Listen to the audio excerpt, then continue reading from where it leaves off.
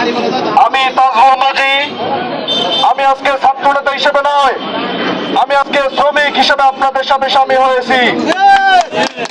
প্রিয় শ্রমিক ভাইরা, আপনারা জানেন শরীয়তপুরের কিছু দুষ্কৃতী লোক, কিছু চাঁদাবাজ বাংলাদেশ জাতীয়তাবাদী দল বিএনপির নাম ভাঙিয়ে, আমাদের দেশনায়ক তারেক রহমানের নাম ভাঙিয়ে সাধারণ শ্রমিক ভাইদের কাছ থেকে যে চাঁদা দাবি করছে, এই চাঁদার বিরুদ্ধে আজকে আপনারা সামিল হয়েছেন।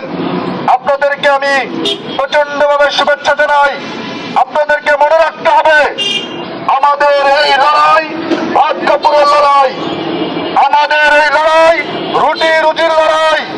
আজকের পর থেকে শরীয়তপুরের কোন অটো স্ট্যান্ডে কোন রকম চাঁদাবাজি আমাদের শ্রমিক ভাইরা মেনে নেবেন ইনশাআল্লাহ। আপনাদের মনে রাখতে হবে, আমরা রাস্তায় অটো চালাই, আমরা কাউকে চাঁদা দেওয়ার জন্য অটো নিয়ে রাস্তায় নামি নাই। আমরা ভাত কাপড়ের জন্য রাস্তায় নেমেছি, আমরা রুটি রুটির জন্য রাস্তায় অটো নিয়ে নেমেছি। আমরা কাউকে ইজারা দিয়ে, আমরা কাউকে 10 টাকা 20 টাকা ভিক্ষা দিয়ে রাজপথে অটো চালাবো না ইনশাআল্লাহ। সকলকে ধন্যবাদ। সকলকে বলছি, আজকে মানববন্ধনে সীমাবদ্ধ। যদি আজকের পর থেকে আর কোন স্পটে কোন টাকা দাবি করে, তাহলে বিক্ষোভ মিছিল এবং কি শরীয়তপুর শহরের সকল অটো বন্ধ করে আমরা রাজপথে অংশ নেব ইনশাআল্লাহ।